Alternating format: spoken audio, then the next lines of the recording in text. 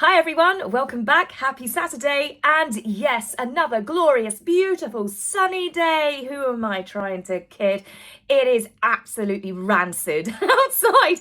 It is chucking it down. The roads are flooding. It is really miserable.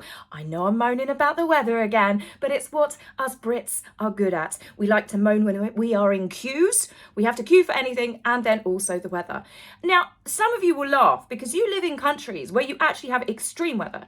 When you get snowed in, you get snowed in. When you have a hot day, you catch fire. When you have flooding, you really have flooding. The UK, the reason why we moan about it is because we never quite reach any of those plateaus. We're just constantly hovering between this miserable, wet, damp, soggy and humid temperature, and it's miserable. So that's why, as they say, a lot of British people are miserable. But as you know, I like to bring a little bit of sunshine to at least my living room. So let's talk about a sunny part of the world where a certain ex-royal had her birthday celebrations. Yes, Meghan was spotted out with her husband Harry, and strangely, one of Meghan's friends' husbands. Now, this could be something very simple. Heather Doorak is one of Meghan's long-term friends that she's managed to retain and not dump. Her husband was photographed leaving the restaurant. Meghan absolutely leading the way. It's like Harry's done something wrong. Harry at this point looks little more than Meghan's entourage. She's not holding hands. She's not looking for her husband, making sure her friends are with her like a normal person would do. She's just expecting everyone to follow her direction. And as you can see, Harry stops to talk to a couple of people. Meghan's having none of that because Meghan doesn't talk to peasants. They were spotted dining out at the rather trendy and celebrity haunt in Montecito, an Italian restaurant called Tre Lune. Now, lots of people thought that Matt Cohen, Heather Doorak's husband, was actually the security. He was not. He was out with them. Now, he is a financial savings tech executive who set up his own company called Grand, so maybe he's possibly got some use, or he's given the couple some advice, because the way they go through money, it's hardly surprising that they are eating at maybe a bit more casual style restaurants these days. And Meghan's dress only cost $188, I believe. So that one's a bit of a shocker for me. Now, what might come as a shock to you guys is I am going to go against what seems to be a popular opinion. I like the dress. There were really, really funny comparisons all over social media, and I totally get it. You know, the dress does look like it's a cheap beach dress, what you'd wear on a beach Spanish sort of holiday. But it's casual. I checked out the restaurant. Look what Courtney and Travis Barker wear when they go there. Ellen and Portia. You even had Justin and Hailey Bieber. Yes, okay, it looks like that a couple of them are getting takeaways. But this isn't somewhere that I would say you'd have to dress up to the nines to go to. Now, the newspapers reported the lavish meal starting at $30 per head. Clearly that reporter doesn't go out that much because that's about £25 for a main course. And to be fair, with inflation and the way it's going, especially in the United Kingdom, you'll be paying that near enough for a round of drinks these days, let alone a main course. But the fact that these photographs have come out showing where the couple are, the paparazzi have been called, it's not going to do anything to squish those rumours that all is not well with the couple. There's no denying that all three of them look tense. Harry looks so tense that he looks like he didn't have enough for dinner and is trying to actually eat his top lip. Meghan's friend with them, or rather Meghan's friend's husband with them, he also looks incredibly tense. Maybe it's because they spotted the paparazzi, because they might have been genuinely surprised that the paps were waiting. Of course, old smiley Meghan, she's no doubt the one that called them. Meghan, like I said, she's leading the charge out the restaurant. She's not holding hands with her husband. She's not even looking back at him. He's stopping to talk to people. Meghan is like, no, doing that rude, pointy thing that she does. And the weirdest thing is, they're not getting in the same car as each other. Harry comes out, and it's actually Heather Doorak's husband, Matt Cohen, who is getting in the car with Meghan. Now, this could come down to something as simple as security. We know that their near catastrophic car chase, near enough, claimed their lives, just like Princess Diana. So they could be splitting it now that Harry goes in one car, Meghan goes in the other car. I mean, they're bizarre enough to do something like that, the eco-warriors that they are.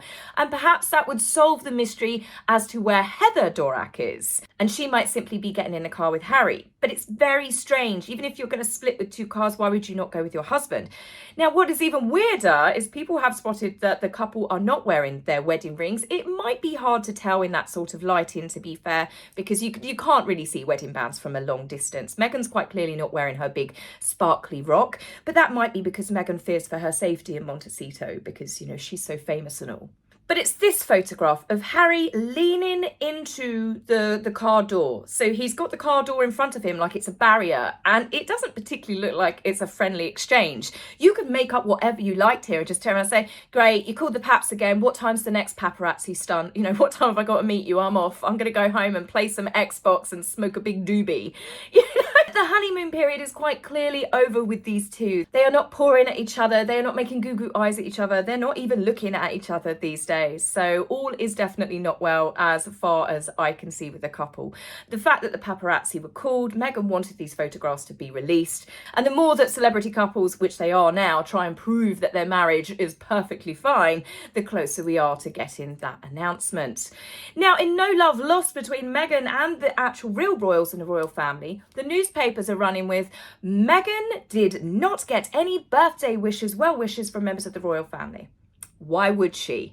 Meghan did not get an invite, nor did Harry, to Balmoral for the summer. Why would they? Meghan and Harry are not being invited, despite being in Europe for the Invictus Games, to any of the personal, family or public events to commemorate a year's anniversary since we have lost Queen Elizabeth, which is next month. It's crazy, isn't it? But again, why would they be invited? They made the Queen's life miserable. All they've done for the last few years is attack the royal family. They did it when the Queen was alive. Netflix, I will never forgive them for this, nor will many people. The Queen could have been alive to see that. Can you imagine what that would have done to her? How upset and hurt she would have felt with that 6-part documentary. Even if she didn't watch it, she read the newspapers every single day. They would have heaped even more pressure onto a woman that was already grieving, already hurt. And the most despicable thing about it is they both, Harry and Meghan, would have known that the Queen was dying of cancer, and still even that could not stop their continuous attacks on an already frail woman who Harry was meant to love and adore. The Queen was really there for William and Harry when Diana died, and okay, publicly people said that the Queen didn't act the way that she should have done, but people obviously don't understand what went on behind closed doors. She absolutely adored Harry and William, and Harry did get so much given to him, so many things just he got away with, and so did Meghan when they joined the royal family, and look how they treated the Queen. So yes, I can completely understand why Harry and Meghan would not be getting birthday wishes or invites to family parties anytime soon. And I can't imagine many members of the public would want to watch Meghan going, oh, so this is really upsetting for me. One tear, left eye, go. You know, it's going to be something that I think will turn the public even further against them. Now, obviously, something is brewing with Harry and Meghan. We know that they have got no intentions of stopping trying to attack the monarchy, and the fact that they have not been invited to anything, it gives them a chance to reignite that victim feud. But I tell you what, I'm seeing a lot coming out on social media. Rehashed stories and articles of things that happened to Meghan, poor Meghan. But one that is really being driven quite hard, and I'm presuming it might be her new PR company or talent agency behind it, is Meghan is angry at Catherine because of her Saint Act. Meghan is angry about how Catherine and William, but mainly Catherine, mistreated her. Meghan is angry that Catherine got away with abuse and has never been held accountable. Big question I'm throwing to every single one of you right now. Held accountable for what? Meghan has said, and Harry backed it up, that Meghan was treated absolutely abominably. She was mistreated to the point that suicide at one point became an option in her brain, reportedly. She was driven to such despair, her soul was near enough crushed that they had to flee the royal family in fear of their lives. And they have yet, 3.5 years later, not given one example of a single conversation of what happened to make Meghan feel like that. One incident. We've had the conversation, 2 versions of it, that a family member dared to wonder what a biracial woman and a white ginger-haired man's child might look like. I mean, the shock, the horror, clutch your pearls. But they have never given another explanation to a single moment, a single conversation where Meghan was treated badly. Unless you count Catherine not wanting to give her a lift with her friends, or Catherine didn't want to share her lip gloss. Again, oh gosh, how awful for Meghan, how cruel, how nasty, how vindictive.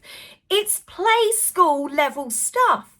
Harry's just as bad. My family treated Meghan so deplorably. Not one single example. Yet these two are constantly talking about they want an apology. They want the royal family to show that they admit that they are guilty.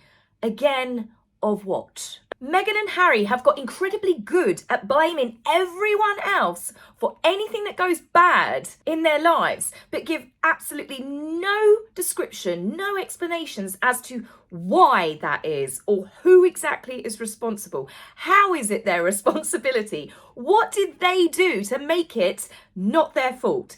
It's just the way that Harry and Meghan seem to be. Well, it wasn't us, it's not our fault. Someone else is always to blame. And this, of course, is going to bring me round to Spotify. They are the latest ones. Oh, come on. I mean, seriously, is anyone surprised after Bill Simmons spoke out and called them lazy effing grifters? It was bound to have some sort of bite back from Meghan at some point. So it's not Meghan directly, naturally. She has got someone who is on the Archwell Productions team to speak to People magazine. And they have said that the couple were not set up for success by Spotify.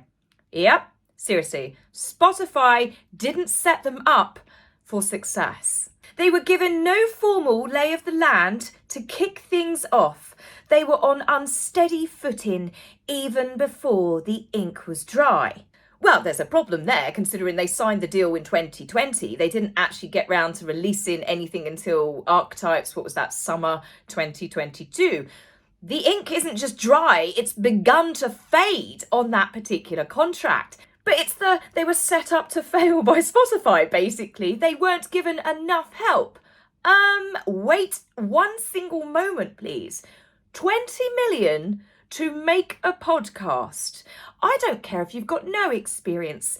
A podcast is you voice recording at its bare simplicity. You can grab your phone, hit record your voice, save it, upload it. That is a podcast. It is someone talking. You don't need to have a big flashy production.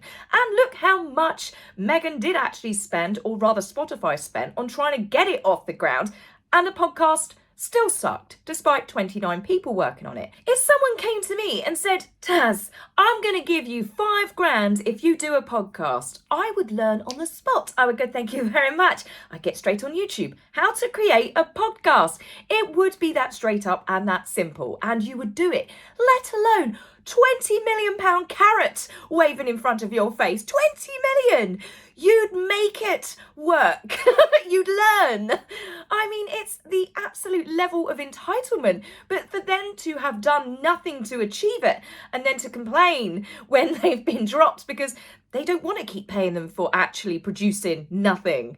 The person that spoke to People went on to say that Harry and Meghan pitched loads of stuff to Spotify, but there was just too much red tape between Spotify and the Sussexes. Well, if they were trying to push Spotify to releasing shit, they're not going to release it, much like the stuff that they push for Netflix to do.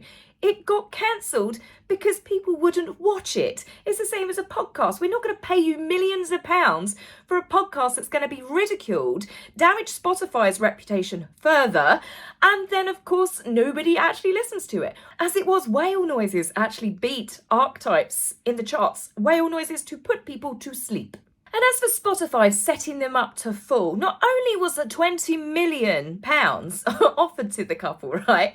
They built a studio in their Montecito home. I mean, Spotify even got some of their own staff to help Archwell Audio production team from a recently acquisition media company called Gimlet Media, who were found out at one point to have even interviewed certain guests as Meghan was too busy for anyone that I guess Meghan deemed that they were not worthy of her time. Patricia Nicole, she wrote in the Times, she counted 13 executive producers, 9 executives, 2 producers I think were from Archwell Audio and 1 associate producer, plus assistants. 29 people got together to get Archetypes recorded, edited and off the ground. Yet we are to believe that it was in Spotify's interest, their best interest, despite paying millions, investing millions, for it to fail. What people People magazine are basically saying is Spotify sabotaged Harry and Meghan on purpose. It's honestly, how can anyone even think putting a statement out there is going to be believed by people?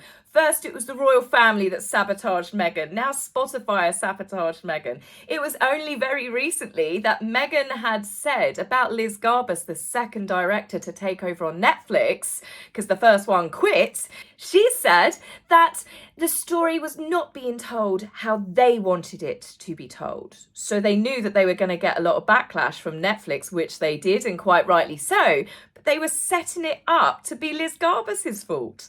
Bill Simmons is a Spotify exec that spoke out against them and called them lazy effing grifters. He works with these people. The Netflix people that work with Liz Garbus, they all work with these team of people, probably across multiple productions. It's the same industry.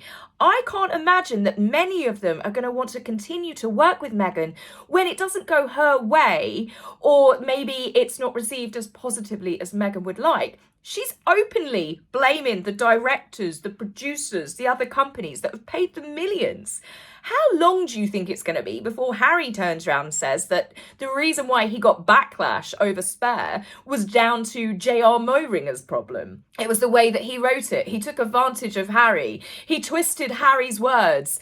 It wasn't Harry's fault. It was, Penguin Publishers, because they put the book out there. They left the royal family because they were treated badly. They fell out and made staff cry because the staff didn't do their job properly, running around trying to make Meghan and Harry's life easier. They deserved criticism so badly they were left slumped over their desks crying. And that's the ones that didn't quit their jobs. Everybody treated Meghan badly in the royal family, if you remember. It wasn't just Catherine and William. It was the staff. It was the chefs. Meghan got in trouble by the Queen because she was speaking badly to the chefs that Meghan felt that they weren't listening to her. Meghan and Harry only got backlash from Oprah, not because of the lies that they told, but because there had been a deliberate smear campaign set up by all of the staff members who Harry later admits he used to make cry, to try and publicly ruin Meghan in time for the release of Oprah. One of Meghan's friends or sources, or Meghan herself indirectly, had said that they were using Prince Philip's health to try and muzzle Meghan. The man was dying. He was 99 years old. And they were trying to use Philip's health to muzzle Meghan from telling the world her story. And it's not just Meghan. Harry is just as bad. Harry gets in trouble taking drugs and partying. Well, it's because the media wrote about him doing so. That's why he did it. They pushed him into that box, so he acted out. Harry gets dumped by his girlfriends. It's nothing to do with his bad behaviour or his treatment of them. It's because the media made them do it. Harry gets caught wearing a Nazi uniform at a fancy dress party. It's not his fault. It was Catherine and William who told him to wear it. Harry gets caught out being racist to his fellow cadets when he was training at Sandhurst. Do you know what his excuse was? It wasn't his fault. It was the way that he was brought up. He was so privileged that he had no idea of the way of the world. At 21. Yes, Harry did grow up differently to the average person, but you cannot tell me that the Queen and Prince Philip, who himself has been caught out for blunders over the years, Prince Charles, Princess Diana, all of the courtiers, all of the staff, who would have definitely been from all different cultures from around the world, all of the nannies that would have been around the children, school teachers, friends, are you telling me that not a single one of them would have turned around and tried to educate Harry on the fact that racism is bad? You don't say things like that. Meghan, let's go back to Meghan's acting career. Meghan's film roles. She couldn't get film roles because she didn't fit either way. She was too white to play a black woman and too black to play a white woman. Yet in other interviews, she was like, oh yeah, no, it's great. I can play a Latina, I can play Italian. My skin colour allows me to switch races. And as we know, Meghan has spent the majority of her life being a white woman. It's only when she learnt that she could use it to her advantage. Speaking of which, this is one of the things that does very much irritate me with Meghan. She has said openly the reason why she has been received so badly by the UK and the royal family was because of race. Harry backed that up. Her mother Doria backed it up in Netflix. If Meghan was a white English rose, say it was Cressida, say Harry had married another white English woman and she had behaved as badly as Meghan did, she would have been cancelled a long time ago. Now she's trying to say because she's biracial, she gets backlash. No, she and Harry, who is not biracial, get the backlash that they do because of their behaviour, because they treat people badly, because they throw around accusations that everyone is always doing something to upset them, to hurt them. It's this perpetual victimhood. And I'm not being funny. Even someone with the lowest IQ could work out at this point that there seems to be a running trend, a running theme. There is one common denominator, and that is they are the problem. It's been 3 years since they left the royal family, and still all they do is complain and blame. That's all they do. It's not going to stop. It's no longer directed at the royal family. Now they are blaming everyone that they work with for every failed project. Can you imagine what it's actually like working for that couple? I would, quote a famous film here, I would rather have a job wiping Saddam Hussein's ass. Yes, I went there. Yes, I said it. And like Bridget, I absolutely bloody mean it. So anyway, guys, it's the weekend. Enjoy, and I will be back with you and see you soon. Take care for now. Bye.